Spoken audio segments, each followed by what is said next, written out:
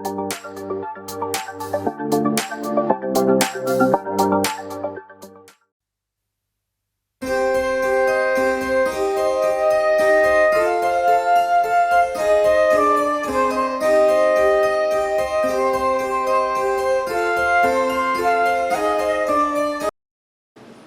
म्हणून ज्या देवाची सेवा मी करत आहोत, ज्या देवाची आराधना मी करत आहोत, तो देव आशीर्वाद पाठवणारा देव आहे.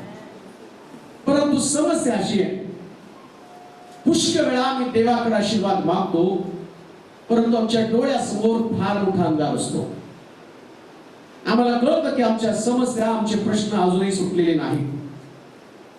आणि मग देवाकडे पाहण्याचा आमचा दृष्टिकोन बदलला जातो. मला असं वाटतं की देव आमची प्रार्थना ऐकत नाही. ज्या कमतरता, ज्या उणिवा आमच्याकडे आहेत, आमच्या परिवारामध्ये आहेत, आमच्या व्यक्तिगत जीवनामध्ये आहेत, आणि प्रत्येक व्यक्तीला वाटतं की ती उणिवा किंवा ती कमतरता प्रभूने आमच्याकडनं काढून टाकावी. आणि देवाला पण त्या उणिवा किंवा त्या कमतरता तुमच्या जीवनातनं काढायच्या असतात. परंतु तरी सुद्धा त्या उणिवा घेऊन ते आशीर्वाद विरहित जीवन आम्ही अशाच पद्धतीनं पुढे खर्च करत असतो.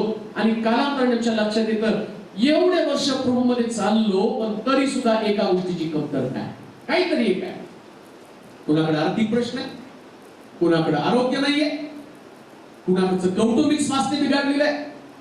अशी कोणती तरी एक कमतरता तुमच्या जीवनामध्ये आहे. आणि मग मला असं वाटतं की जीवनातली कमतरता देव कधी काढणार आहे, कधी देव माझ्या जीवनामध्ये प्रकाश आणणार आहे. म्हणून प्रकाशासाठी नेमकं काय करावं ते माहीत असणं गरजेचं आहे. आणि या प्रकाशमय जीवन जगण्यासाठी अंधारातनं प्रकाशाकडे जाण्याचा एक मार्ग आहे, आणि त्याच मार्गाने मला जावं लागेल. पवित्र शास्त्रामध्ये एक व्यक्ती त्याच्या जीवनासंबंधाने मी पाहतो, तो अंधारातनं प्रकाशाकडे गेलेला आहे.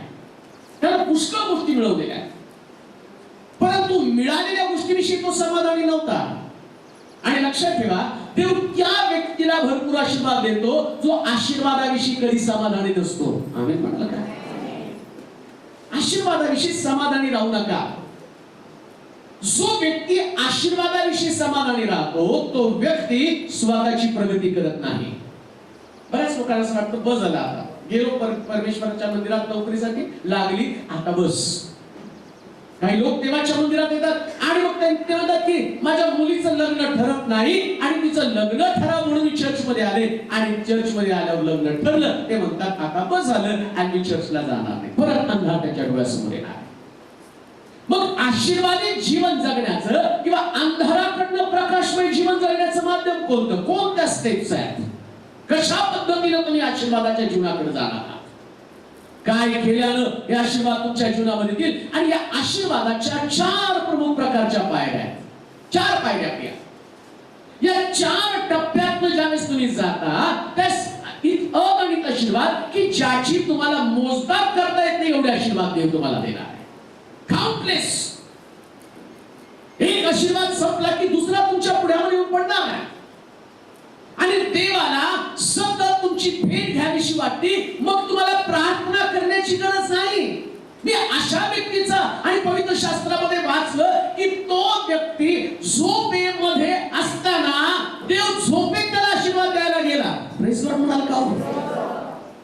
आम्ही तर रात्र जागून काढतो, आम्ही दिवस रात्र देवाचा मार्ग तपासतो, पण तरी कधी आमच्याकडे आशीर्वाद नसतात. पण असा एक व्यक्ती पवित्र शास्त्रामध्ये देवाला त्याला भेट घेण्याची उत्सुकता निर्माण झाली, आणि परमेश्वरानं भेट स्वप्नामध्ये किंवा झोपेमध्ये जाऊन त्याला सांगितलं की मी तुझ्यासाठी आशीर्वाद देणार. देव त्या लोकांना शोधत आहे. देवाचे प्रिय लोक, असं जीवन जगा की झोपेत सुद्धा देवाने तुमची भेट घ्यावी. आमीन म्हणाल का? काही लोक तुम्ही साक्ष सांगताना सांगतात झोपेत सैतानाने मला मारलं. पवित्र शास्त्रामध्ये तर मी पाहतो असा व्यक्ती ज्याची भेट देवानं झोपेमध्ये घेतली आहे. देव त्याला झोपू देत नव्हता. आणि झोपला की परमेश्वर त्याच्याशी बोलायला सुरुवात करत होता. नाही का? परमेश्वर तुमच्या कल्पनेच्या पलीकडे तुमची भेट घेऊ इच्छितो. परंतु हे करत असताना 4 प्रमुख प्रकारच्या गोष्टी तुमच्या जीवनामध्ये घडणं फार गरजेचं आहे. उत्पत्तीचं पुस्तक आणि त्याचा 15वा अध्याय त्याची 1 पासून 7 पर्यंतची वचनं आपण वाचूया. उत्पत्तीचं पुस्तक 15 अध्याय त्याची 1 पासून 7 पर्यंतची वचनं. या गोष्टी घडल्यावर अब्रामास दृष्टांतात परमेश्वराचे वचन प्राप्त झाले. परमेश्वराचं वचन प्राप्त झालं. ते असं अब्रामा भिवू नको. मी तुझी ढाल आहे. तुला मोठे प्रतिफळ आहे. प्रतिफळ मिळेल. अब्राम म्हणाला, हे प्रभू परमेश्वरा, तू मला काय देणार? मी तर निसंतान जाणार आणि दिमिश्की अलिएझर माझ्या घराचा मालक होणार. अब्राम आणखी म्हणाला, आणि पहा तू मला काही संतान दिले नाही. तर माझ्या घरात जन्मलेला दास माझा वारस होणार. तेव्हा परमेश्वराचे वचन त्याला प्राप्त झाले की हा मनुष्य तुझा वारस होणार नाही. तर तुझ्या पोटचाच तुझा वारस होईल. मग त्याने त्याला बाहेर आणून म्हटलं, आकाशाकडे दृष्टी लाव. तुला हे तारे मोजवतील. तर मोज. मग त्याने त्याला सांगितलं, तुझी संतती अशीच होईल. मी असं म्हणेल, तुझे आशीर्वाद असेच होतील. कसे होतील? अब्रामाने परमेश्वरावर विश्वास ठेवला आणि अब्रामाचा हा विश्वास परमेश्वरानं त्याचे नीतिमत्व असे गणले. बायबल सांगतं की परमेश्वर अब्रामाला झोपेत भेटण्यासाठी गेला आणि झोपेमध्ये त्यानं अब्रामानं ज्या गोष्टी पाहिल्या त्या सारे संबंधानं पाहिल्या नाही. झोपेमध्ये जे त्यानं स्वप्न पाहिलं त्यानं आपल्या सुंदर घरा संबंधानं पाहिलं नाही. झोपेतलं त्याचं स्वप्न एखादं आणि मोठं स्थान मिळवण्या संबंधानं पाहिलं नाही. बायबल सांगतं त्यानं झोपेमध्ये आपल्या देवाला पाहिलं. धन्य लोक रात्री झोपताना सुद्धा प्रभूचं नाव घेऊन झोपतात. कशा स्वरूपामध्ये तुम्ही जीवन जगत आहात? रात्री झोपताना नुसती प्रार्थना करून झोपता का तुम्ही दृष्टांत मागत देवाला आयत्या ठिकाणामध्ये झोपता? प्रभूच्या सानिध्यामध्ये जा. देवाची समक्षता, देवाचं सानिध्य तुमचं जीवन भरलेलं असलं पाहिजे. आणि जर प्रभूचे विचार तुमच्या डोक्यामध्ये असेल, लक्षात ठेवा, मनी ध्यानी आम्ही म्हणतो कधी नाही का, आता तुझाच विचार करत पडलो तेवढ्या तो अरे काय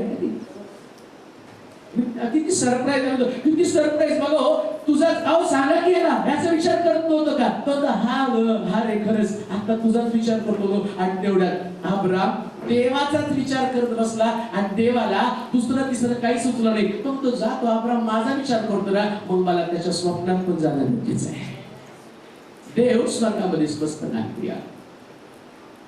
देवाला त्याच्या लोकांना भेटायचंय, पण भेट करण्याच्या अगोदर तिथं असं म्हटलं, हे सर्व घडून आल्यावर. कधी देव स्वप्नामध्ये भेटतो, कधी देव तुमची भेट घेतो, कधी परमेश्वर आणि तुम्हाला सांगतो अगणित आशीर्वाद, मोजता येणार नाही तितके आशीर्वाद. हा चांगल्या गोष्टी एवढं सांगून होणार नाही बाप्तिस्ट आहेत, परंतु मला तुम्हाला सांगू द्या की प्रत्येक व्यक्ती आपलं जीवन प्रभूला देण्याच्या अगोदर देव काहीतरी अभिवचन देत असतो. कोणतं अभिवचन?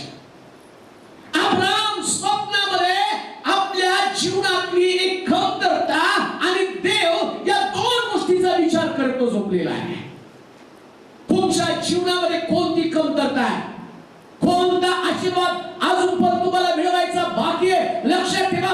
तो आशीर्वाद, ती कमतरता घेऊन तुम्ही झोपा आणि झोपताना सुद्धा आशीर्वाद आणि परमेश्वर या दोन गोष्टीचं मनन तुम्हाला करता आलं पाहिजे. दोन गोष्टी, एक तुमची कमतरता आणि दुसरी गोष्ट परमेश्वर.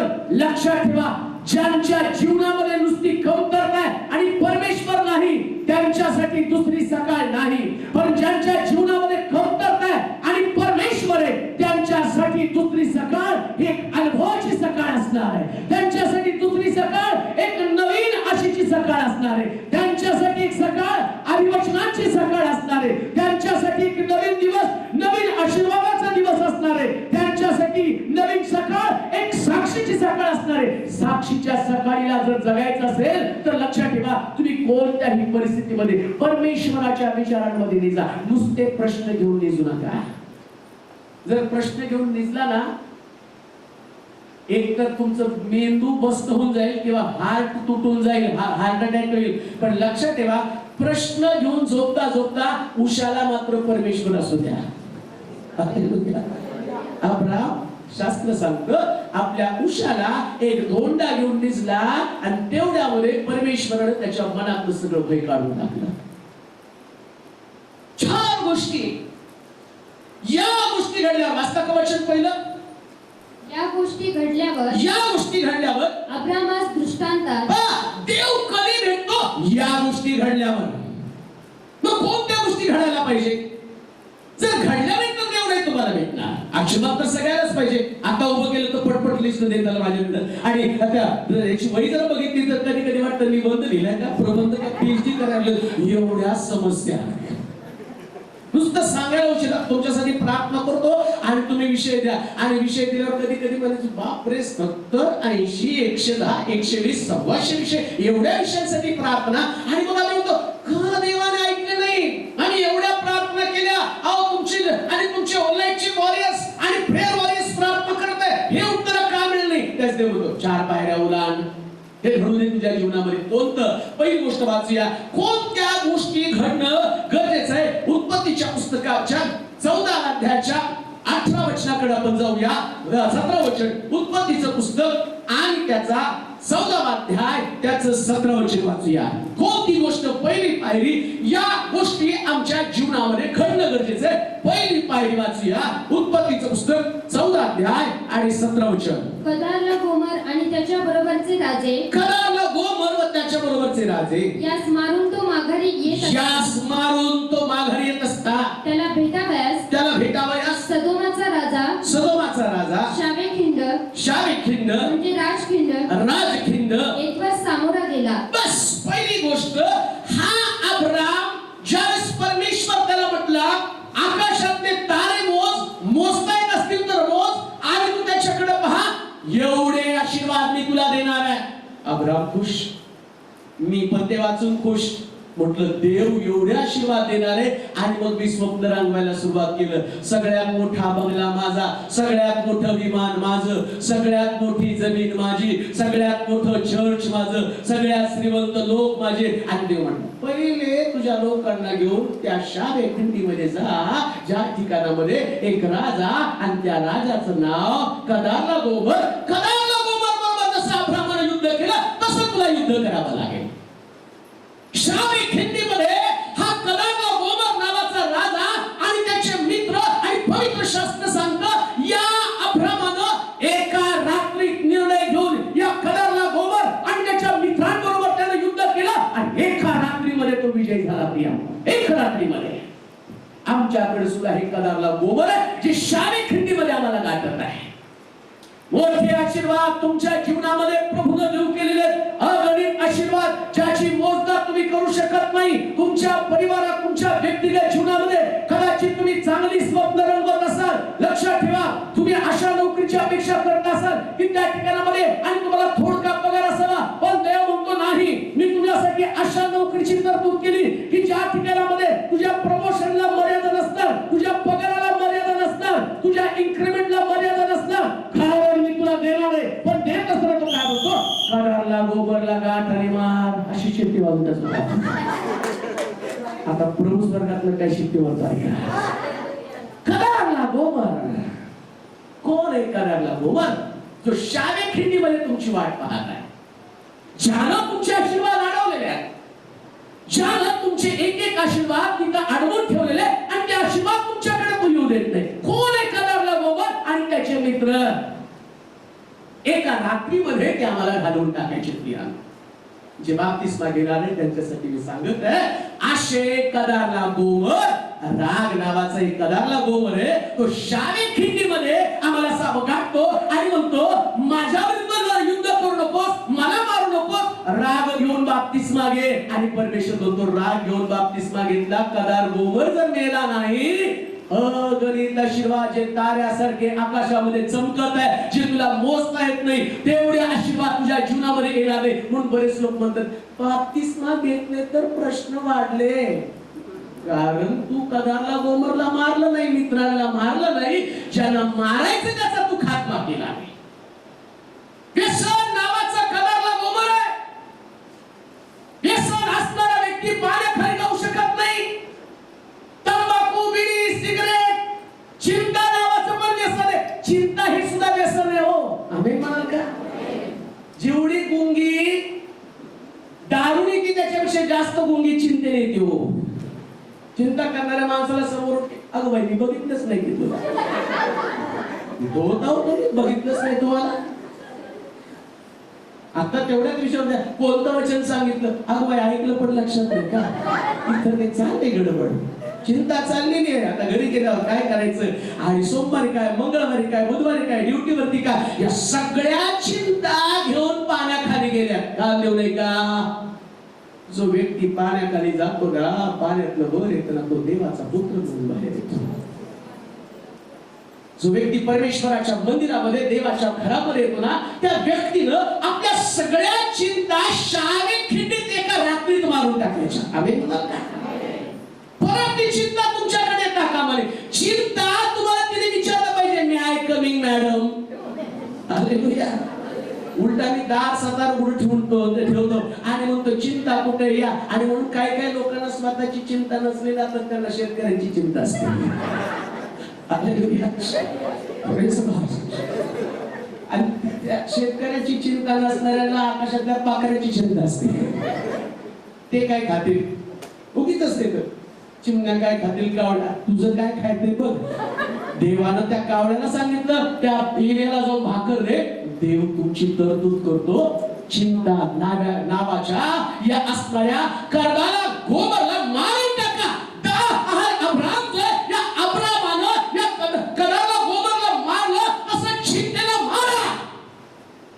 कोणती चिंता घेऊन जगणारा व्यक्ती हा देवाचा व्यक्ती असू शकत नाही. जो चिंता करतो तो देवावरती विश्वास ठेवू शकत नाही. जो काळजी करतो त्याचं अंतःकरण देवासंबंधाने कठोर अंतःकरण आहे. तो स्वतःवरती विश्वास ठेवतो, आपल्या उपलब्धतेवर विश्वास ठेवतो. देवाच्या लोकांनो, आम्हाला विजय देणारा आमचा देव, आमच्या वतीने लढणारा आमचा देव, आमची काळजी घेणारा आमचा देव, आमचा संगोपन करणारा आमचा देव, आमचा मुक्तीदाता, आमचा उद्धारकर्ता, आमचा यावे, आमचा डॉक्टर, आमचा वैद्य, आमचा हकीम, आमचं भविष्य, आमचं वर्तमान आणि आमची प्रत्येक गोष्ट कोण असेल तर परमेश्वर. आणि म्हणून त्या कलाला गोमरला शाळे खंडित गाठून मारून टाका आणि त्याला सांगा मला माझ्या भविष्याची चिंता नाही, कारण माझं भविष्य माझ्या देवाच्या हाती आहे.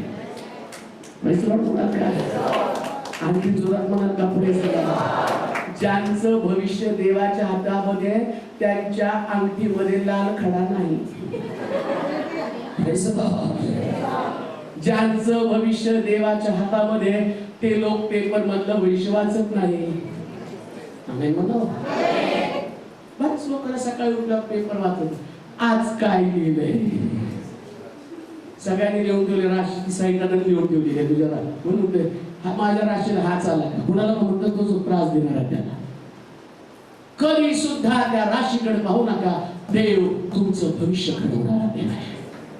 त्याच्या पलीकडे जर मी तुम्हाला सांगेन, कदाता गोमरला तुम्हाला मारावं त्याची योजना आहे. तसं सैतान भविष्याच्या पानामध्ये लिहून ठेवलेलं असतं. त्यानं आजचा दिवस तुमच्यासाठी अतिशय वाईट आहे आणि तुम्हाला कोणीतरी फसवणार आहे. ते कदारला गोमर तुम्हाला फसवायला तयार आहे. ते वाचलं तर कदाचित तुम्ही म्हणाल आज पैसे जाऊ द्यायचे नाही, फसवणार. बरोबर फसतो, कारण तुम्ही सापडता त्या विचारामध्ये तुम्ही थांबता. लक्षात ठेवा. पण ज्यावेळेस तो सैतान योजना करतो ना, त्यास देव ती योजना हरवून पाडत असतो. तुम्हाला हाणायचंय. कदारला गोमरला मारून टाका. कदारला गोमर कोण आहे? दुःख नावाचा कदारला गोमर आहे. अविश्वास नावाचा कदारला गोमर आहे. अविश्वास नावाचा कदारला गोमर आहे. त्याचप्रमाणे कुरकुर या सगळ्या कदारला गोमर आणि त्याच्या मित्रांना एका रात्रीमध्ये मारून टाकायचं आहे. कुरकुर करत बसू नका. देवानं मला काय दिलं, परमेश्वर माझं हे करत नाही, परमेश्वर माझं ते करत नाही. बऱ्याच वेळा कुरकुरीतलं जीवन आहे. काही लोकांना कुरकुराची सवय आहे. साध्या साध्या गोष्टी सुद्धा ते आणि काम करताय आणि देवाने जर विचारलं तू प्रभूसाठी काय केलं रे, माझ्यासाठी एवढं, मी तर माझा पुत्र दिला आणि सगळ्यात महत्वाची गोष्ट तुला व्हेंटिलेटरवर ठेवलं नाही, नाका जर नळी घातली ना डॉक्टरनं 15 लाखाचं बिल काढल्यावर तुला कळलं नाही तुला काय दिलंय, तुझं हृदय अजून चांगलंय. आता सिस्टरनी सांगितलं परवा त्यांचा रात्री फोन आला मला, ते ऐकल्याबरोबर मी शॉक झालो. म्हटलं आता कसं होणार सिस्टरचं, रात्री बाहेर धो पाऊस पडायला लागलाय आणि ते म्हटले की मिस्टरना अटॅक आला, तोंडातलं रक्त पडायला लागलंय, बेशुद्ध आहे. आणि मला मोठा प्रश्न पडला, ते बिचारे त्यांच्याकडे पैसे पण नाही, डॉक्टरकडे जायचं म्हणलं तरी शक्य नाही. आणि त्या रात्री त्या भीतीनं रडत होत्या, बाहेर पावसामध्ये थांबल्या, त्यांना मोबाईल लावून परत त्यांच्या मोबाईल मध्ये बिल भरायला सुद्धा पैसे नव्हते. तरी विशालला मिस कॉल दिला, विशाल त्यांच्याशी बोला आणि बोला पास्टर तुम्ही कॉल करून त्यांच्या फोनवर प्रार्थना करा, कारण त्यांच्याकडे बिल भरायला पण पैसे नाही. हा कदारला गोवा आहे. कदाचित आमची अवस्था अशा स्वरूपाची असेल, परंतु ते म्हणते मी डॉक्टरकडे गेले नाही आणि प्रार्थना केली. सकाळी मला पण चैन पडना, विशालला पण चैन पडना. विशाल म्हटला विचार तर बरे आहेत का ते, आणि मग त्याने फोन केला, सिस्टर तुमच्या मिस्टरांना बरं आहे का? म्हटलं होय बरं आहे. म्हटलं आम्ही घरी आलं तर चालेल का? आणि मी घरी गेलो आणि पाहतो तर काय, ते मिस्टर बेडवरती आवाज ऐकले होते, अगं पास्टर आलेत का? आणि म्हटलं कोण बोलते का? मला ते दिसायला काय नाही, अगं ते पास्टर आलेत का? आणि कसं असं नाही तुमचीच म्हटलं पेशंट हे का दुसरे आहेत? म्हटले हेच आहे, मृत्यूचं बंधन तोडून देवानं त्याला बाहेर काढलं. हा कडाला गोबर, या कडाला गोबरला मागं ही प्रार्थना. जर प्रार्थना कराल तर तुमच्यातली कुरकुर निघून जाईल. आणि मी तिथे गेल्यावर त्यांच्याकडे कुरकुरीचे असंख्य शब्द असतील, परंतु त्याला एका शब्दाला कुरकुर केली नाही. मी त्या बोलत होते, मी ऐकत होते आणि त्यांचे मिस्टर पण बोलायला लागले, तुमचा प्रभू खूप चांगला आहे, ते बाप्तिस्मा काय असतं ते मला पण घ्यायचंय का, कारण तुमच्या देवानं येशूला मला आरोग्य दिलं, तुमच्या येशूला मला सुटका दिली. आणि आता मी तुमच्या चर्चमध्ये सांगणार आहे, तुमच्या येशूनं मृत्यूची बंधनं तोडून मला बाहेर काढली. लक्षात ठेवा, कुरकुर करण्यासाठी पुष्कळ शब्द, पण धन्यवाद देण्यासाठी एकच शब्द, मी जिवंत आहे. हा सगळ्यात मोठी माझी साक्ष आहे. आणि याच साक्षीच्या द्वारे या कदारला गोबरला मारा. जर तुमच्यातला कदारला गोबर गेला तर तुम्ही कधीच कुरकुर करणार नाही. आहे त्या स्थितीमध्ये परमेश्वराच्या मंदिरामध्ये येऊन तुम्ही धन्यवाद द्यायला सुरुवात करा. त्या व्यक्तीला उठून पण बसता येत नव्हतं, मी हात लावून त्यांना उठवलं आणि बसवलं. ते म्हटले मी रविवारी चर्च करणार आहे, मला साक्ष द्यायची. म्हटलं एक काम करा या देवकारांनी म्हटले मला 1 तास ते 1.25 तास मी साक्ष देईल, तुम्ही ऐका ना काय. मी म्हटले या रविवारी बाबतीच नाही, पुढच्या रविवारी सांगण्याचं तात्पर्य जर कदारला गोबर गेला तर कुरकुर कधीच राहत नाही. मारा त्याला. बाप्तिस्मा घेण्याच्या अगोदर या कुरकुरीला मारा. आशीर्वाद येण्याच्या अगोदर कुरकुर मारून टाका. कोणत्या परिस्थितीमध्ये आणि कुरकुर करत बसू नका, अविश्वास घालवून टाका. आज तुमच्या शारीरिक असणाऱ्या आणि उपलब्धतेकडे पाहू नका. अब्राम या कदारला गोबरला मारायला गेला, त्यानं स्वतःच्या शरीराकडे पाहिलं आणि त्याला कळलं आता तो 90 वर्षाचा म्हातारा झाला. आणि त्याला जाता जाता या कदारला गोबर एक प्रकारचं आणि भीती त्याच्यामध्ये टाकली. आणि ती भीती कोणती, तू असाच मरणार आहे आणि तुझे आशीर्वाद तुझा सेवक घेऊन जाणार आहे. एक स्टेटमेंट मी करेल, जे आशीर्वाद देवानं तुम्हाला दिले ते तुमच्यापासून कोणताच व्यक्ती काढून घेऊ शकत नाही. हालेलुया. कोणीच नाही. कोणी तुमचे नातेवाईक तुमची प्रॉपर्टी हडप करू शकणार नाही. आम्ही म्हणाल का? जरा जोरात आम्ही म्हणाल. कोणी तुमच्या शेतावरती किती प्रकारचं आणि त्याने केस घातली तरी तुमचे आशीर्वाद काढून घेऊ शकत नाही, कारण लढणारा तुमच्यावरती देव आहे.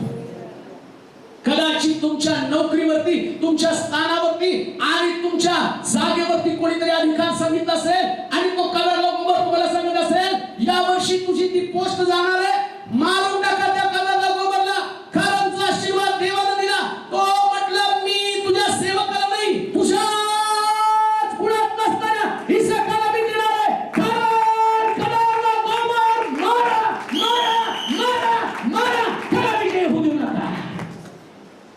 येऊ दे नका त्याला तुमच्यातनं बाहेर. कारण मी त्या व्यक्तीला एवढं महत्व देतात कदारला गोबरला. बायबल सांगतं अब्राम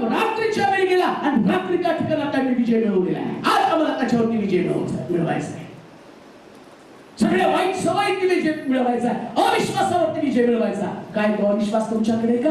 कदाचित तुम्हाला अविश्वासाची परिस्थिती असेल, पण अविश्वासाच्या परिस्थितीवर पण विश्वास ठेवू नका. काही वेळेस परिस्थिती उलटून सांगत असेल तुम्हाला, नाही तुमचं यश नाहीये. कदाचित तुमची शारीरिक परिस्थिती तुम्हाला सांगत असेल की तुम्हाला आणि या प्रकारची समस्या आहे आणि तुला शुगर आहे आणि बीपी आहे आणि तू लवकर मरणार आहे. तुमचं बीपी 300 असू द्या 400 असू द्या, बीपी तुम्हाला नाही मारायचं, तुम्हाला बीपीला मारायचं. आपण सगळे म्हातारे होऊन मरू. माझी तर या चर्च मध्ये सगळे 100 वर्षाचे लोक असतात. आणि देवाजवळ तीच प्रार्थना करते, प्रभू बीपी वाले शुगर वाले सगळे असू दे, पण शिलो चर्च मध्ये जाताना आम्ही सगळेजण एक तरुण बाळक करून सगळे आम्ही एक साथ जाऊ, एक साथ स्वर्गामध्ये पोहोचू. पण सगळे बीपी शुगर वाले या मंडळीत या महाराष्ट्रात साक्ष असू दे, यांच्या चर्च मध्ये एवढे लोक आणि वेगवेगळ्या प्रकारच्या व्याधीने होते, पण हा व्याधी यांच्यावरती विजय मिळू शकला नाही. ज्यांनी व्याधीवरती विजय मिळवला आमचा देव आम्हाला शिकवत आहे, सदाला गोमला मारा. त्या रोगाला तुमच्यावरती हावी होऊ देऊ नका, त्या प्रतिकूल परिस्थितीला तुमच्यावरती विजय होऊ देऊ नका. तुम्ही त्याच्यावरती विजयी व्हा. जसं अब्रामानं विजय मिळवला तसं देव तुम्हाला सांगतोय विजयी व्हा. कधीच निगेटिव्ह थिंकिंग येऊ देऊ नका. जरा काय झालं सारखं जरा काय छातीत दस छातीत दस छातीत दस छातीत दस, जाऊन त्या पेटीत बस, छातीत बसतो.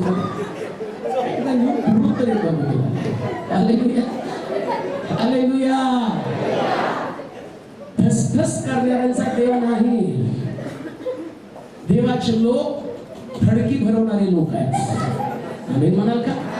त्यांना धडकी भरत नाही. शास्त्र सांगतं इस्रायल लोकांना पाहून बाकीच्या लोकांना धडकी भरत होती, आणि ज्यांना धडकी भरत होती ना त्या लोकांना देवानं सांगितलंय गेदोनाला युद्धाचं नाव काढ. किती जणांना धडकी भरती त्यांना पळू दे. आणि त्यानं नाव काढल्याबरोबर 1000 लोक पळून गेले आणि 600 लोक पार ठेवले. एवढे पण नको, 300 निवडलेले लोक. देव निवडक लोकांना आशीर्वाद देतो. मोठे आशीर्वाद म्हणजे छाती धडकी भरू देऊ नका अशी साक्ष सांगा. प्रश्न सकाळी माझ्याकडे आला, मी उठले त्याच्याकडे बघितले, तू माझी वाट बघत होता का? मी पण तुझी वाट बघत होते. कसं माझं छळ होतं, मी परमेश्वराच्या घरामध्ये आणि साक्ष सांगून घरामध्ये पोचतात तर काय परमेश्वरानं कदरलं गोबरला विषय तुम्हाला दिला. हरवलं हरवलं हरवलं हरवलं, विजय तुम्ही झाला, विजय तुम्ही झाला. कदारला गोबरला तुम्हाला मारायचंय, पहिलं त्यानं कदारला गोबर मारला, मारून टाका एका कदारला गोबरला. एकही प्रश्न तुमच्या घरात कुरकुरीच्या स्वरूपामध्ये राहू देऊ नका. एकही समस्या तुमच्या घरामध्ये तिला वस्ती करू देऊ नका. एकदा का तिनं तुमचं घर वळखवलं की ती समस्या तुम्हाला घराबाहेर काढेल आणि ती घरामध्ये राज्य करण्यास सुरुवात करेल. पहा कधी कधी दुसऱ्याच घरामध्ये घुसतो. असं काहीच पेपरला वाचलंय का उद्योगपतीनं सोलापुरात एक जागा एका माणसाला दिली आणि त्याला म्हटलं तू दुकान चालव. आणि नंतर तो गेला आणि म्हटलं आता दुकान खाली कर, भाडं पण देत नाही आणि तू काय जागा पण खाली करत नाही. त्याने म्हटलं हातपाय तोडेल परत जरी तू माझ्याकडे आला तर. उद्योगपतीची जागा ज्याला दिली तो घुसला, तो बळकावला. तसं कधी कधी आम्ही पण समस्येला सहज आणून घरामध्ये बसवतो आणि ती समस्या नंतर तुमच्या हातपाय तोडायला निघते. का जागा देता? खालून टाका बाहेर केला. काय या टेन्शनला तुम्ही जागा देता? काय या तणावाला तुमच्या जीवनामध्ये तुम्ही प्रथम स्थान देता? मारून टाका त्या कदारला गोबरला. त्याला कदारला गोबर मारलं. दुसरी गोष्ट काय केली वाचूया. आणि शालेमाचा राजा मल्कीसदेक, शालेमाचा राजा मल्कीसदेक भाकर व द्राक्षरस घेऊन त्यास सामोरा आला. त्यास सामोरा आला. पहिली गोष्ट याने विजय मिळवला. जो व्यक्ती विजय मिळवतो त्यानं बाप्तिस्मा घ्यावा. बाप्तिस्मा म्हणजे नुसतं काहीतरी वेगळा विधी नाही. बाप्तिस्मा म्हणजे बर्फी आणून खाणं नाही. आम्ही म्हणाल का? काही लोक म्हणतात ते तुमचं काय ते आम्हाला द्या, आमचं काय नाही, सगळं देवाचं आहे. हालेलुया. पण तो कोणी घ्यायचा माहिती का? ज्याचं जीवन बदललं, ज्याने चिंता करण्याच्या सोडल्या, ज्यानं पाप करण्याचं सोडलं, ज्यानं जुनं जीवन टाकलं, ज्याच्यातला हा कदाचा गोबर मारला गेला, नुसता तो एक नाही, त्याच्याबरोबर बाकीचे सगळे मित्र, जवळजवळ 20 मित्र त्यानं मारले. एक राजा आणि त्याच्या बरोबरचे 20 जण, अशा लोकांना त्याने मारलं. कधी कधी आमच्यातला एक मरतो, हो मरतो, जुना मनुष्य मरतो, पण जुन्या माणसाचे मित्र मात्र आमच्या बरोबर तसेच असतात. ज्या गोष्टी आम्हाला माहित नाही पण आमच्या संख्या आहेत, आमचे कोण मित्र आहेत. मग कधी कधी विचारतात, तू ओळखता का? तुम्ही तो मला भेटला होता गाडीमध्ये. कोण कोण कोण? अहो तो गोरेला जरा वाळका चळका होता. नाही वाटतो. हा वर्गात तुमच्या मला वाटतं काहीतरी चौथीला तुमच्याशी नाही आठवत, चौथीतला मित्र. मग सगळं अरे तो आहे, हा मी ओळखतो. तसेच काही मित्र संगती आहेत, आम्हाला माहित नाही, दुसरे ओळख करून देतात. तुम्ही निंदा करता, तुम्ही वाईट बोलता, तुम्ही लबाडी करता, तुम्ही खोटं बोलता, तुम्ही कोणाला तरी दुखवता. असले काहीतरी मित्र घेऊन आम्ही चाललोय आणि तो त्यांना पण मारून टाक. लक्षात ठेवा, दारू पिणं जितकं पाप आहे ना, तसं स्वतःविषयी आणि इतरांविषयी चिंता करणं पण पाप आहे. पण आहे आमच्याकडे ते, आम्हाला माहित पण नाही. आम्ही आमची चिंता करतो, आमच्या जवळच्या व्यक्तीची करतो, लांबच्या व्यक्तीची करतो, त्याच्या पालखी कोणाच्या तरी नातेवाईकाची करतो. या सगळ्यांच्या चिंतेच्या आणि चिंतेला घेऊन आम्ही चाललेलो आहे. आणि बायबल सांगतो त्याला मारून टाका. त्यानंतर दुसरी गोष्ट आम्ही स्थापित असलेलं त्यानं भाकर आणि द्राक्षरस खाल्ला. दुसरी पायरी, आशीर्वाद अगणित आकाशातल्या ताऱ्यांसारखे जी तुमची कमतरता, जी तुमची उणीवा तुमच्या जीवनात जर निघून जायला तुम्हाला वाटतं, तर भाकर आणि द्राक्षरस सेवन करणं गरजेचं आहे. हा प्रमाणे या असलेल्या राजाला मारलं, त्याच्या मित्रांना मारलं, आणि दुसरी गोष्ट त्यानं भाकर आणि द्राक्षरस सेवन केलं. बरेच लोक बाप्तिस्मा घेतात, पण ज्यास अनाउन्स केलं जातं ज्याची तयारी आहे त्याला या भाकरीतनं खा, ज्याची तयारी नाही त्यातले बरेच लोक बाप्तिस्मा घेतलेले लोक खाली बसले असतात. आणि त्याला विचारलं, तुम्ही का नाही घेतलो? आमची तयारी नाही. आणि प्रार्थना काय? ताहल्यासारखे आशीर्वाद दिले का बघू? का तयारी नाही? आत्मपरीक्षण केलं, कळलं आतमध्ये पाप आहे. आत्मपरीक्षण केलं, आतमध्ये चुका आहे. आत्मपरीक्षण केलं, कोणाला तरी क्षमा करायची राहिली. आत्मपरीक्षण केलं, कोणाला तरी वाईट बोललो. आत्मपरीक्षण केलं, माझ्यातून अपराध घडलेला आहे. या सगळ्या आत्मपरीक्षणाच्या द्वारे कधी कधी आम्हाला कळतं की आम्ही हे प्रभुभोजन घेऊ शकत नाही. पण प्रभुभोजन घेऊ शकत नाही याचा अर्थ तुम्ही आशीर्वादाला आडवालेला आहात. जे आशीर्वाद प्रभूला तुम्हाला द्यायचे ते सहभागी होण्याच्या अगोदर या गोष्टीचा तुम्हाला त्याग करणं गरजेचं आहे. देवाच्या लोकांनो, कान देवलाय का? ज्या दिवशी भाकर खाण्याचा समय येतो ना, तो दिवस कधी चुकू नका. बायबल सांगतं, जो कोणी ही भाकर खातो, हा प्याला पितो, तो प्रभूचं शरीर व रक्त खातो आणि पितो. त्याच्या पलीकडे काय म्हटलं माहिती का? जो कोणी या भाकरीतनं खात नाही, या प्याल्यातनं पित नाही, चर्च मध्ये तुम्हाला प्रवेश मिळेल, स्वर्गाच्या राज्यामध्ये मात्र प्रवेश नाही. किती कठीण गोष्ट आहे. एवढे दिवस तुम्ही मंदिरामध्ये आलेला आहात. आणखी मी तुम्हाला सांगतो, तुम्ही बरेच दिवस देवाच्या सानिध्यात राहिला, तुम्ही सगळं पाप सोडलं, पण थोडकेचे मित्र मी तुम्हाला सांगितले, या 20 मित्रांपैकी काही मित्र आमच्या बरोबर राहिले. आणि प्रॉब्लेम काय? हेच मित्र आम्हाला पापावरती विजय मिळू देत नाही, या भाकरीकडे आम्हाला जाऊ देत नाही. पण आम्ही पाहतो या त्याप्रमाणे या सगळ्याला मारलं आणि मग तो भाकर आणि द्राक्षरस खाऊ लागला. भाकर आणि द्राक्षरस, सहभागिता, फेलोशिप, संगती, नीतिमान लोकांची संगती, प्रभुवंताचं महत्व, द्राक्षरस आणि भाकरीचं महत्व हा एक विधी नाही, हा प्रसाद म्हणून आम्ही खात नाही, येशूचं रक्त म्हणून आम्ही खात आहोत. पवित्र शास्त्र सांगतं, अयोग्य प्रकारे कोणी भाकर खाऊ नये. मला वाटतं ते वचन वाचूया. करंथीकरांचं पहिलं पत्र, त्याचा 11वा अध्याय आणि त्याचं 27 पासून काही वचन वाचूया. 11वा अध्याय पहा त्याला किती महत्व दिलेलं आहे. करंथीकरांचं पहिलं पत्र 11वा अध्याय 27 पासून. कारण जे मला प्रभू प्रभूपासून जे मिळाले मला प्रभूपासून मिळाले तेच मी तुम्हाला सांगितले आहे. तेच मी तुम्हाला सांगितले आहे. ज्या रात्री प्रभू येशूला धरून देण्यात आले 47. म्हणून जो कोणी अयोग्य प्रकारे ही भाकर खाईल अथवा प्रभूचा प्याला पिईल तो प्रभूचे शरीर व रक्त या संबंधाने दोषी ठरेल. म्हणून माणसाने आत्मपरीक्षण करावे आणि मग त्या भाकरीतून खावं व त्या प्याल्यातून प्यावे. पुढे त्या शरीराचे मर्म ओळखल्याशिवाय जो खातो व पितो तो खाण्याने व पिण्याने आपणावर दंड उडवून घेतो. आणखी तुम्हामध्ये पुष्कळ जण दुर्बल व आजारी आहेत आणि बरेच निद्रेत आहेत. म्हणजे काय? मेलेत. चुकीच्या पद्धतीने भाकर खाल्ली तर तो काय म्हणतो? तुमच्यात कित्येक जण मेले. दुर्बल राहू द्या. काही लोक मेलेत म्हणून सांगितलं. एवढं महत्व या भाकरीला आहे. एवढं महत्व या प्रभुभोजाच्या विधीला. मग कोण येऊ शकतो?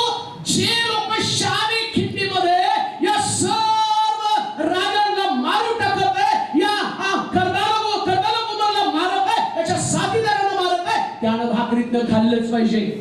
आणि जो कोणी भाकर खात नाही, आता 23 त्या वचनामध्ये वाचलं तुम्ही 23 वचन. कारण ते मला प्रभूपासून मिळाले तेच मी तुम्हाला सांगितले आहे. मी सांगितलं आहे. ज्या रात्री प्रभू येशूला धरून देण्यात आले त्या रात्री त्याने भाकर घेतली आभार मानून ती मोडली आणि म्हटलं हे माझे शरीर आहे हे तुमच्यासाठी आहे. माझ्या स्मरणार्थ हे करा. मग भोजन झाल्यावर तो काय म्हणतो? जो व्यक्ती भाकर खातो, द्राक्षरस पितो, तो येशूचं स्मरण करतो. म्हणजे जो व्यक्ती भाकर खात नाही, प्याला पित नाही, तो काय करत नाही? येशूचं स्मरण. मग काही लोक त्या प्रबोधनाला जाऊ देतात. त्याला दोन कारण आहेत. एक तर त्यांचा बाप्तिस्मा नाही झाला, बाप्तिस्मा झाल्याशिवाय घ्यायचं नाही. आणि दुसरं कारण, बाप्तिस्मा घेऊन सुद्धा पापावरती विजय मिळवायला नको आहे. बाप्तिस्मा का घेतला विचारलं तर लग्नच लावत होता पालक. पालकानं लग्न लावून बाप्तिस्मा घेतला. आता प्रभू भोजन पाप तसंच आहे. बायबल सांगतं पाप असून जो घेतो मेस, दोन गोष्टी. एक तर तो आजारी पडेल तरी बदलला नाही तर प्रभू त्याला झोपेत मरण देईल. आकाशातल्या ताऱ्याचे आशीर्वाद लांब राहू द्या. तो म्हणतो मी त्याला मृत्यू देईल. इतकं जबरदस्त प्रकारचं ते आहे. म्हणून चुकीच्या पद्धतीने कोणी घेता कामा नये. प्रभोजन घ्यावं, पण चुकीच्या पद्धतीनं कधीच घेतलं जाऊ नये. चुकीच्या पद्धतीनं या प्रभोजनाचा आणि कोणी सुद्धा अनादर करता कामा नये. प्रभोजनाचा आदर करा. या शारीरिक खिंडीतल्या राजाला त्यानं मारलं आणि बायबल सांगतं त्यानं भाकर आणि द्राक्षरस या ठिकाणामध्ये त्यानं सेवन केलं, पण तत्पूर्वी त्यानं आत्मपरीक्षण केलं. म्हणून आत्मपरीक्षण करून बाप्तिस्मा झाल्यावरती प्रभू भोजन घ्या.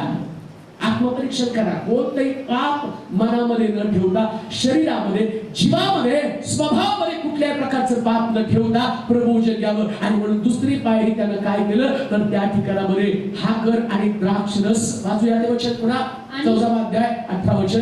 आणि शालेमाचा राजा मल्कीसदेक भाकर व द्राक्षरस घेऊन त्यास सामोरा आला. हा परात्पर देवाचा याजक होता. त्याने त्याला, आता उत्पत्तीच्या पुस्तकात कुठं चर्च होतं? अजून चर्च नाही, मंडप नाही, पण तरी सुद्धा याजकाची स्थापना निर्गमाच्या पुस्तकामध्ये झाली. पण तरी तो विधी अब्रामाच्या काळापासून चालत आला. अब्रामाच्या काळापासून देव आणि लोकांना शिकवत आहे. काय शिकवत आहे? की तो विधी तुमच्यासाठी अत्यावश्यक आहे. आणि तेवढ्यामध्ये या अब्रामानं विजय मिळवल्यावरती हा याजक त्या ठिकाणामध्ये त्याला भाकर आणि द्राक्षरस घेऊन येतो. तुमच्यासाठी एक अद्भुत गोष्ट मी सांगतो. जो व्यक्ती विजय मिळवतो ना सगळ्या वाईट सवयीवरती, त्याला भेटण्यासाठी प्रमुख याजक प्रभू येशू ख्रिस्त स्वतःचं शरीर आणि रक्त घेऊन त्याला सामोरा येतो आणि तो सांगतो वेलकम टू माय फॅमिली. माझ्या कुळामध्ये तुझं स्वागत आहे. आजपासून तू देवाचं लेकरू, आजपासून तू विजय कुळामध्ये आहे. आजपासून तुला कोणी हरवणार नाही. आजपासून माझं रक्त, माझं शरीर हे तुला विजय देणार आहे. म्हणून भाकर आणि द्राक्ष साधी गोष्ट नाही, आशीर्वाद मिळवण्याचं ते माध्यम आहे. आकाशातल्या ताऱ्यांप्रमाणे आशीर्वाद मिळवायचे तर भाकर आणि द्राक्षरस खा. जर तुम्ही अजूनही प्रबोधन घेत नसाल, तुम्हाला प्रभुभोजनावरती हक्क सांगणं गरजेचं आहे. त्याच्यासाठी तुमची तयारी करा. बरेच तुमचे आशीर्वाद दोन गोष्टीमुळे, एक तर तुम्ही बाप्तिस्मा घेतला पण तरी सुद्धा या कदार्ला गोमर आणि त्याच्या सैन्याला मारलं नाही, त्या राजांना मारलं नाही. आणि दुसरी गोष्ट, अजूनही तुम्ही बाप्तिस्म्याला विलंब लावत आहात, ती तुमच्यासाठी अडथळा आहे. अपेक्षा करू नका मोठ्या आशीर्वादाची. मनुष्य तोपर्यंत हक्क सांगू शकत नाही आशीर्वादावर जोपर्यंत तो देवाच्या कुळामध्ये येत नाही. अब्राहम पहिल्यांदा देवाच्या कुळामध्ये आला. बाप्तिस्मा तुमच्यासाठी आवश्यक बाब आहे. कोणती तुमच्या गोष्टीमध्ये जीवनात कमतरता आहे, कोणता आशीर्वाद तुमच्याकडे नाही. तसा अब्राहमाकडे एक आशीर्वाद नाहीये. अब्राहमाकडे इसाक नाही, इसाक हा तुमच्यासाठी आशीर्वाद आहे. आज तुमच्या जीवनातला तो आशीर्वाद शोधायला सुरुवात करा आणि भाकर आणि द्राक्षरसाचं सेवन करा. तिसरी गोष्ट वाचूया. त्यांनी त्याला येण्याप्रमाणे आशीर्वाद दिला. कसला आशीर्वाद दिला बघा.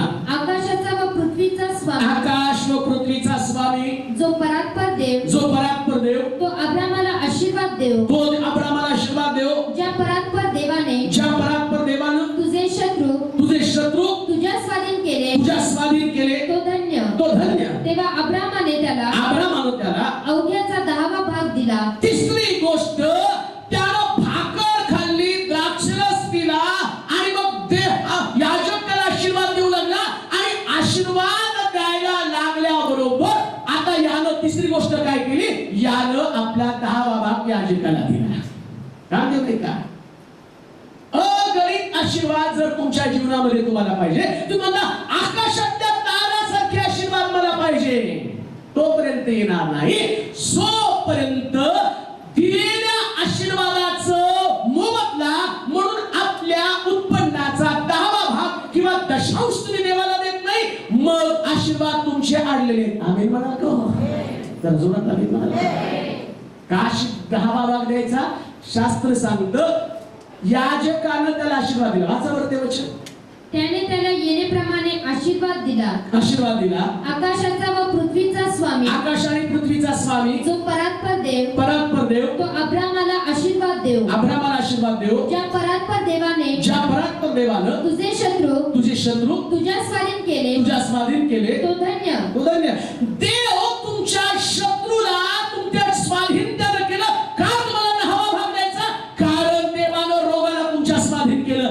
डॉक्टरकडे तुमचे पैसे जाणार होते, पण ते पैसे देवाला जाऊ दिले नाही. डॉक्टरकडे पैसे जाण्याच्या अगोदर डॉक्टरच्या इंजेक्शन पेक्षा यहोवा राफा नावानं तुम्हाला आरोग्य दिलं. होय, तुमचं आरोग्य तुमच्यापर्यंत आलं, तुम्हाला शांती आली, तुमच्या घरामध्ये बरकत आली. बायबल सांगतं तुमच्या कुटुंबामध्ये येणारा प्रश्न देवानं अडवला आणि तो प्रश्न अडवला म्हणून उपकार स्तुती म्हणून तुम्ही आपल्या उत्पन्नाचा 10वा भाग देता.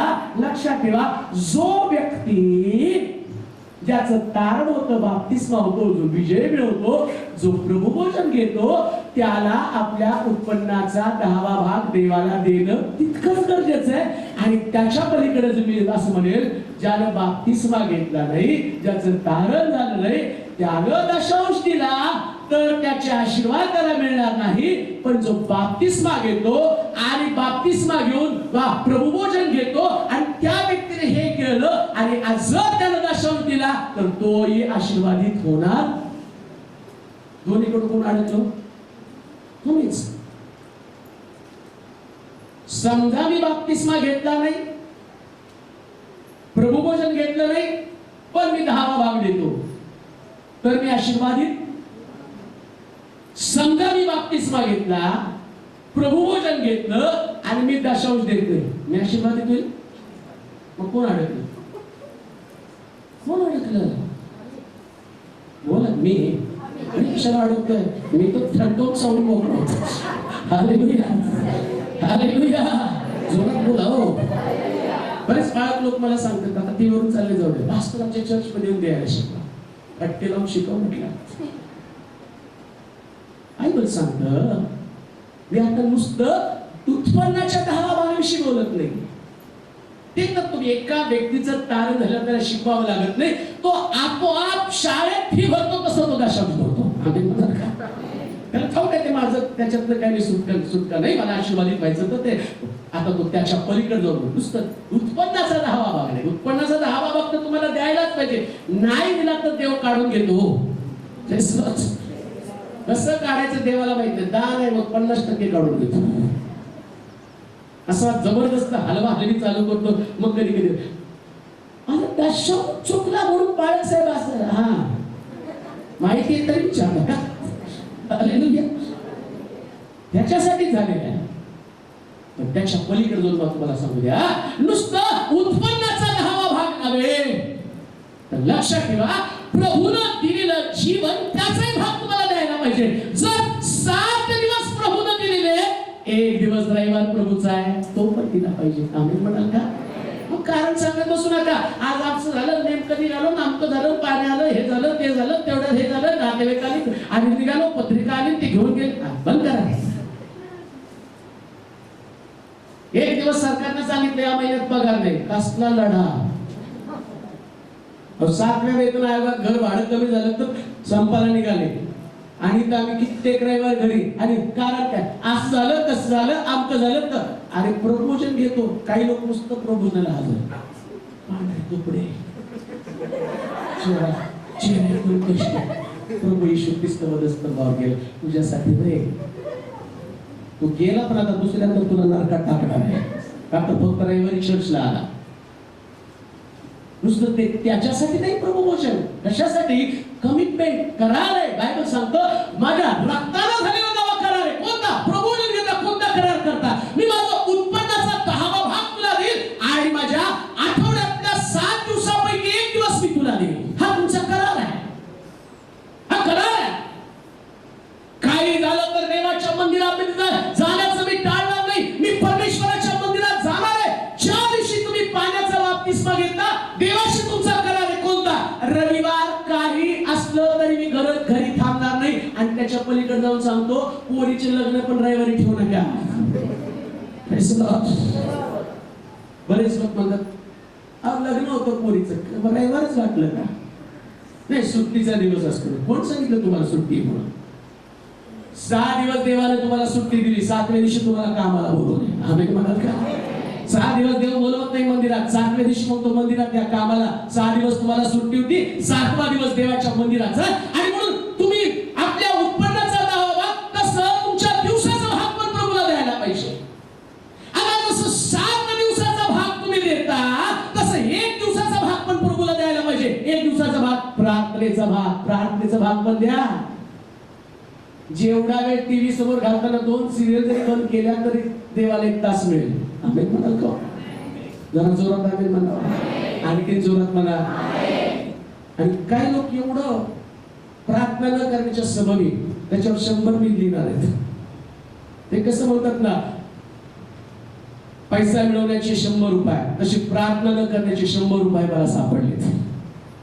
कोणीतरी म्हणत खूप प्रार्थना करायची वाटते, पास्टर जरा प्रार्थना कशी करावी ते सांगा. व्हॉट्सअपवर मला पाठवते. प्रार्थना कशी करावी ते समजत नाही. म्हटलं आता जसं माझ्याशी व्हॉट्सअपवर बोलता ना, तसं देवावर बोलायचं. आणि मग तिकडून हसायचं चित्र येतं. किती मूर्ख लोक आहेत. ज्या लोकांना देवाशी बोलायचं कसं समजत नाही आणि आशीर्वाद मात्र ढगाकडे लागले. काय? आकाशातल्या ताऱ्यासारखे आशीर्वाद देव आम्हाला दे. तो म्हणतो कधी बोलला का तोंडवर करून? मी तर वाय तुझे आणि शब्द ऐकण्यासाठी रोज सकाळी काना कोपरा तुझ्या घरातला धुंडत येतो. तो कधीतरी वेळ काढशील, कोपऱ्यामध्ये बसशील, बोलता आणि तो बोलायला सुरुवात करशील. मी तुझ्या ओठातले शब्द आणि तू बोबड्या ओठाने जे बोलतो ते शब्द मी पिकअप करेल आणि म्हणेल माझा मुलगा, माझी मुलगी किती प्रेमानं माझ्याशी बोलत आहे. तो सहवास ते देवाचं बोल, तुमचं बोललं आणि देवाला तुमचं ऐकलं. याच्यासाठी तुमच्या दिवसाचा भाग पण वेगळा काढ. कोण दिवसाचा भाग वेगळा काढताय? कोणी व्यक्तीनं तुमच्यासाठी प्रार्थना केली, किती मोठ्या पॉवरफुल सेवकानं प्रार्थना केली म्हणजे देव तुमची प्रार्थना ऐकतो असं नाही. देव प्रार्थना करताना, प्रार्थना ऐकताना पहिला बघतो तू किती वेळा प्रार्थनेला दिला. प्रार्थनेचा वेळ काढून ठेवा. आपला मला देवाला आशीर्वाद देण्याचं तिसरं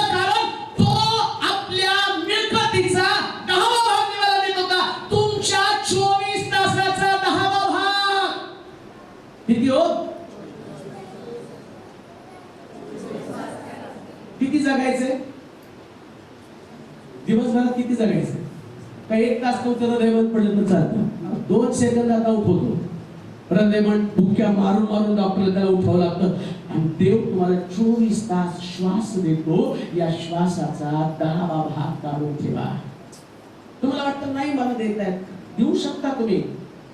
बसल्या जागेवरती हालेलुया प्रेज द लॉर्ड 2 तास बसल्या जागेवरती केलं असतं तर आता तुम्ही देवाला दिला असतं, धन्यवाद द्यायला सुरुवात केलं असतं. बसल्या ठिकाणामध्ये भांडे घासताना, स्वयंपाक करताना देवाला धन्यवाद द्या. त्याच्यात बोल. आम्ही कधी कधी म्हणतो नाही का, इथं बसा मी काम करते आणि मग तुम्ही आपण बोलत बसू. तसं जास्त मी काम करता तिकडं आणि कापता खाता प्रभूला कांदा चिरता चिरता मला प्रभू हा कांदा चिरताना कसे डोळ्यामधनं पाणी येतं ना, तसं माझ्या जीवनामध्ये असंख्य प्रकारच्या चिरणाऱ्या गोष्टी आहेत. ते चिरताना ते पाप आठवताना एक एक गोष्टीमुळे माझ्या डोळ्यामध्ये पाणी येतंय. मला क्षमा कर माझ्या देवा. खरोखर जसं कांदा चिरताना इच्छा नसताना मी रडत आहे, माझी इच्छा नाही, मला आठवत नाही ते पाप, पण आता मला आठवत आहे मी किती चुका केल्या. त्या सगळ्या चुका आठवून आठवून प्रार्थना करत राहा. देवाला धन्यवाद द्यायला सुरुवात करा. बस स्टॉप मध्ये आणि बस स्टॉप वरती प्रार्थना करा. बस मध्ये बसल्यावर प्रार्थना करा. गाडी चालवताना प्रार्थना करा. अहो बसता तुम्ही अर्धा तास गाडीवरती बसत आहात आणि त्या गाडी चालवता चालता समोर येणाऱ्या व्यक्तीला तुम्ही पाहता, त्याची अवस्था पहा.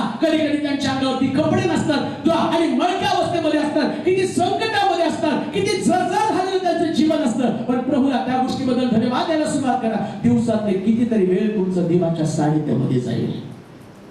इकडं तिकडं घालू नका तुमचा वेळ. मोठी आशीर्वाद पाहिजे मग मोठी प्रार्थना सुद्धा. जेवणावरची प्रार्थना ती तुमच्या स्वार्थासाठी प्रार्थना आहे. लय दाखवता मी प्रार्थनेची कधी बसला प्रार्थना करा जेवण. तर तू प्रार्थना केली तर ती जेवण काय येणार आहे का? ही प्रार्थना कशासाठी? पॉयझन होणे म्हणून. आणि देव तुम्हाला सांभाळतो. कसलं रात्रीचं शिळ खाता नाही राहता. हालेलुया. देव तुम्हाला सांभाळतो, तुमच्या प्रार्थनेचं उत्तर देतो. गरजेसाठी नाही, गरजेची पूर्तता केली याच्यासाठी प्रार्थना. 12 महिने आमच्या समस्या आम्ही देवाला सांगितल्या. कधीतरी आभार प्रदर्शनाची प्रार्थना करा. वेळ त्या देवाला. जितका वेळ तुमची लेकरं अभ्यासात घालवतात, कधी कधी आम्ही त्यांना उठ आधीचं वर्ष मस्करासारखा पडला एवढं त्याला रागून रागून फटके मारून आणि एवढं करतो त्याच्या तोंड पाणी मारावं तोंडावर त्याला झोपत नका. आणि प्रार्थनेला उठत झोप फारच करायत ना, बोलण्याटवाले आहेत ना, पडतील तुझ्यासाठी. आणि मग येऊन प्रार्थना करावं. यावेळेस 45-55 तास अभ्यास केल्यावर नाही, प्रार्थना केल्यावर नक्कीच होईल. अभ्यास आणि प्रार्थना. त्याला पहिले प्रार्थना करायला लावा, मग त्याला अभ्यास करायला लावा. कसा चमकत नाही बघा विचार आहे. अब्राहम आपल्या दिवसाचा भाग त्याला देवाला दिला. 4थी गोष्ट वाचूया त्याच्या पुढे. ज्या परात्पर देवाने तुझे शत्रू तुझ्या स्वाधीन केले तो धन्य. तेव्हा अब्रामाने त्याला अवघ्याचा 10वा भाग दिला. मग सदोमाचा राजा अब्रामास म्हणाला माणसे मला द्या आणि मालमत्ता तुम्ही ठेवा. काय या माणसे आणि मालमत्ता तुम्ही ठेवा. बोला की हो. काय सूत्र? माणसे आणि मालमत्ता. आणि मग तो माणसं आम्हाला ठेवतो, मालमत्ता तुला देतो. म्हणून कधी कधी घरातल्या व्यक्तीला चर्चला आणणं तेवढंच महत्वाचं आहे जेवढी तुमची मालमत्ता आणणं गरजेचं आहे. लक्षात ठेवा, देवाच्या दृष्टिकोनातून सगळ्यात मोठी मालमत्ता कोणती? जो व्यक्ती चर्च मध्ये ती देवाची प्रॉपर्टी प्रिया. चर्च मध्ये तुम्ही नाही म्हणजे तुम्ही तुमच्या मालमत्तेला गमवत आहात. प्रेज लॉर्ड म्हणाल. आणि म्हणतो देवा हा खोल्याचा बंगला दे बघ. देव म्हणतो तू आधी चर्चला ये 9:30ला. कितीला बोला जोरात. 9:30 सोडून तू येतो उशिरा. आणि मग तिथं स्वप्न पाहतो 4 व्हीलर मध्ये आलो, भारी गाडी, घर भारी, कारखाना अस्तित्वात आला, मोठा मी कारखानदार झालो. कसा होशील रे कारखानदार? जोपर्यंत तू परमेश्वराच्या घरामध्ये नाही तोपर्यंत तुझी मालमत्ता वाढणार नाही. आणि खात्रीशीर सांगतो, जे परमेश्वराच्या घरामध्ये आहेत त्यांची मालमत्ता वाढीला अटकावच होणार नाही. आम्ही म्हणाल का? नको असलं तरी प्रभू तुम्हाला देईल. तो काय म्हणता? माणसं मला द्या, मालमत्ता. चौथी पायरी, माणसं देवाला द्या. प्रॉपर्टी नको असं म्हणू नका. एक खाडा केला तर 500 रुपये मोडले असं कर, तू कामाला जा, मी चर्चला जाऊन येते आणि मी चर्च मध्ये काय ऐकलं तुला आल्यावर सांगते. दोन गोष्टी जास्तीच्याच. मधल्या झाडाचं फळ खाऊ नको, स्पर्शही करू नको. दोन जास्तीच्याच गोष्टी हवाबाई सांगणार. एवढं तुम्ही हुशार असताना तर तुम्ही पुलपीठवर आणि मी तिथं बसलो असतो का? तेवढे का? कोणत्याही परिस्थितीमध्ये जर तुम्हाला आशीर्वाद मिळवायचा आहे तर घरी थांबू नका. माणसं मला द्या, मालमत्ता तुम्ही घ्या. बरेच लोक म्हणतात आरोग्य ही संपत्ती आहे. माणसं मला द्या, आरोग्य तुम्हाला द्या. आम्ही मला द्या. कोणी घरात आजारी पडू नये ना. आम्ही म्हणतो आमच्या घरात आजार पण इतकं बाळच आहे, प्रार्थनेचं पाणी द्या, तेल द्या, उठून येतो. मी पाणी आशीर्वादित करून तुमच्या घरी पाठवणार आणि तुमच्या घरात जे निवांत टीव्ही समोर बसले चॅनल चेंज करत तुम्ही जाणार, त्याच्या तोंडावर पाणी मारणार, त्यांना प्यायला देणार आणि ते बरे होतील. आणि तुम्ही असा विश्वास धरता का मग त्याच्याद्वारे ही मालमत्ता आणि सुरक्षित राहील? ते म्हटलं नाही, माणसं मला द्या, मालमत्ता तुम्ही घ्या. मालमत्ता पाहिजे का? इन्क्रीमेंट पाहिजे का? बरकत यायला पाहिजे का? आरोग्य यायला पाहिजे का? सुटका मिळायला पाहिजे का? प्रश्नात बाहेर पडायला पाहिजे का? मग माणसं देवाला द्या आणि मालमत्ता तुमच्याकडे ठेवा. जो व्यक्ती माणसं प्रभूला देत नाही, तुमच्यातला माणूस द्या. आतमध्ये तुमच्या एक माणूस आहे, दोन माणसं आहे, तो आत एक आणि बाहेर एक आहे. आतला माणूस वेगळा आहे, बाहेरचा माणूस वेगळा आहे. कामल्या जसं साक्षी सांगितली, आतला माणूस म्हणला रे सोनं, बाहेरचा माणूस काय म्हणायला मुंबईला सेटल हो. आतला म्हणतो नको, एवढे चांगले लोक सारखे अंटी अंटी करते तिकडे, मुंबईला कोण अंटी अंटी म्हणेल का? मुंबईला फक्त हवडं एवढं म्हणते कसं आहे, बरं आहे का, ठीक आहे का? इथं मात्र तसं नाही. कांबऱ्याटी कुठे गेला? साक्ष सांगा, तुमची साक्ष, अमक तमक. अरे आतला माणूस म्हटला सोलापूर, बाहेरचा माणूस म्हणत नाही मुंबईमध्ये मुली आहेत ना सगळे जवळ असणार आहे. कशासाठी माहिती का? नाही वाजायला पडलं कोणतरी पाणी वाजायला पाहिजे, पडणारच नाही सोलापूरमध्ये. तरी साहेब सोलापूरमध्ये आल्यावर वाजायला पडलेच नाही. आतला माणूस आहे तो आतला माणूस प्रभूला द्या. आपला माणूस सांगतो चल परमेश्वराच्या घराकडे 9:30 वाजले, चल चल चल. आणि बाहेरचा माणूस म्हणतो जाऊ दे, आता कुठं गाणे चालू आहेत, नाही तर शेवटच्या गाण्याला पण नाचतेत ना, तेव्हा नाचायचंच आहे ना, शेवटच्या गाण्याला जाऊन नाचताना. आणि काय उपदेश चुकवायचा नाही. फार पॉवरफुल होते, नवीन नवीन सांगते ते घेतात. आणि आराधना म्हणजे देवाला घेताना बरेच अजून सांगा पॉइंट राहिले. आता अजून माझ्याकडे 12 पॉइंट तसेच पडले, नाही होणार. 4 सांगितले, 4 पॉइंट मी तुम्हाला सांगितले. यात एक पॉइंट कोणता? तो माणसं देवाला द्या. तुमच्या परिवारातली माणसं, तुमच्या आतला माणूस, तुमच्या कामाच्या ठिकाणची माणसं प्रभूला द्या. तुमच्या कामाच्या ठिकाणामध्ये जाऊन येशूविषयी सांगा. मला तुम्हाला सांगू द्या, कामाच्या ठिकाणी जर येशू गेला ना, तुमच्या कामातच प्रॉब्लेम राहणार नाही. हालेलुया. माणसं मला द्या आणि मालमत्ता तुम्ही घ्या. सांगा तुमच्या घरात नाही काय काय, गप्प बसू नका. तुमचं आकाशातल्या ताऱ्यासारखे आशीर्वाद पाहिजे ना, आशीर्वाद पाहिजे तो मोजायला सुरुवात कर. काय आशीर्वाद पाहिजे तुला? नोकरी लागायला पाहिजे, बघ तिथं सगळ्यात मोठा तो तारा दिसतो, शुक्र तारा, मंगळ दिसतो का तुला? तेवढा आशीर्वाद मी तुला देणार आहे. त्याच्या अगोदर तो म्हणतो माणसं देवाला द्या. आज मी प्रश्न तुम्हाला विचारेल, तुमच्या बरोबर माणसं कुठे आहेत? कुठे तुम्ही आत्मे, ज्या आत्म्याला तुम्ही आणायला पाहिजे होतं, ज्याचं तारण होतं, जो प्रभुभोजन घेतो, त्याने माणसं देवाला द्यायला शिकलं पाहिजे. आता बाप्तिस्मा झाल्यावर काय करायचं? माणसं धरायला जायचं. आम्ही म्हणत का जोरात आम्ही म्हणाला? बरेच लोक बाप्तिस्मा झाला कधी 20 वर्षापूर्वी. आता आत्मे किती तारखात आणले आहे ना मी नाही हो. तुम्ही आणि तुमच्या बरोबर माणसे. कारण शास्त्र सांगतं संतती ही परमेश्वरानं दिलेलं धन. देवाचं धन कोणतं? तारलेली आत्मे, तारलेली संतती, ज्यांचा उद्धार झाला, ज्यांनी बाप्तिस्मा घेतला. आणि बाप्तिस्मा घेणारे लोक, ज्या लोकांनी बाप्तिस्मा घेतला, आज मला सेवा करणाऱ्या लोकांसाठी सांगू द्या तुमच्यासाठी आनंदाची बातमी. जे लोक आज बाप्तिस्मा घेत आहे आणि जे बाप्तिस्म्याच्या द्वारे आपलं जीवन प्रभूला देत आहे ना, ज्या आत्म्यांना त्यांनी आणलेलं आहे, आणणारे लोक आहेत, त्यांची संपत्ती स्वर्गात वाढली. हालेलुया. जे 4 आत्मे, ज्या आत्म्याला तुम्ही सुवार्ता सांगितली, ते आत्मे जर बाप्तिस्मा घेत आहे, पण बळजबरीने पण वाढवू नका. नाही तर तुम्ही मला संपत्ती वाढवायची म्हणून असतं बाप्तिस्मा.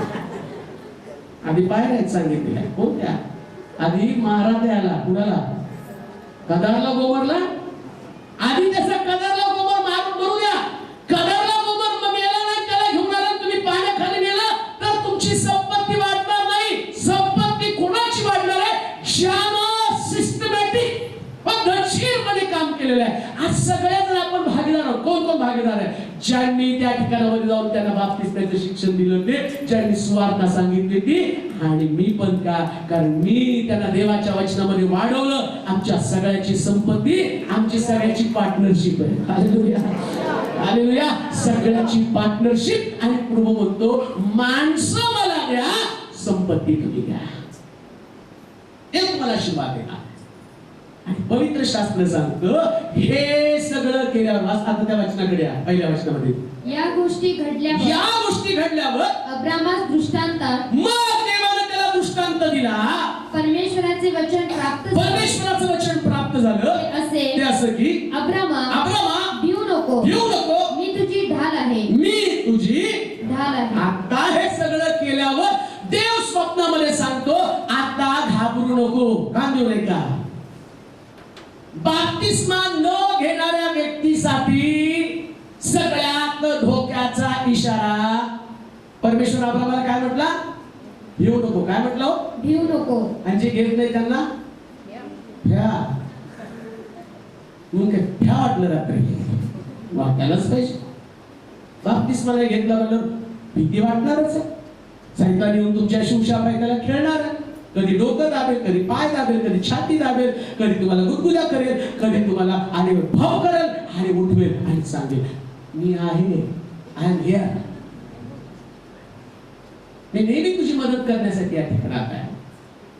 जो व्यक्ती बाप्तिस्म्याच्या द्वारे आपलं जीवन प्रभूला देतो, पवित्र शास्त्र सांगतं म्हटला इथून पुढे घेऊ नकोस. आज तुम्ही पाण्याखाली जातानाच तुम्हाला मी खात्रीशीर सांगतो इथून पुढे भ्यायचं नाही. का भ्यायचं नाही? कारण तुमचा बाप कोण आहे? कोण आहे? ज्यानं मरणातलं लाजरसला बाहेर काढलं तो तुमचा बाप आहे. आता नाकात नळी जरी असलं ना तर डॉक्टर सांगायचं, ते म्हटले ना बोलून घ्या नातेवाईकाला 4 दिवस नळी काढून सांगा, तुला पोचवेल मी. नळी काढून खात्रीशीर सांगा. मरण्यासाठी नाही आले, ज्याला मी अनुसरले तो जीवन देणार आहे. पवित्र शास्त्र सांगतं त्याला अभिवचन दिलं आणि सांगितलं घेऊ नको. त्याच्या पुढे आणखीन काही मुद्दे आहेत, परंतु इथं आपण थांबूया. आणि एक गोष्ट तुम्हाला खात्रीशीर सांगतो, जो 4 पायऱ्यानं आपलं जीवन प्रभूला देतो आणि प्रभू असंख्य आशीर्वाद त्याच्या जीवनामध्ये पाठवल्याशिवाय राहत नाही. आपले डोळे आपण बंद करू, आपल्या जागेवर तो बोलावूया आणि सगळेजण ज्यावेळेस या ठिकाणामध्ये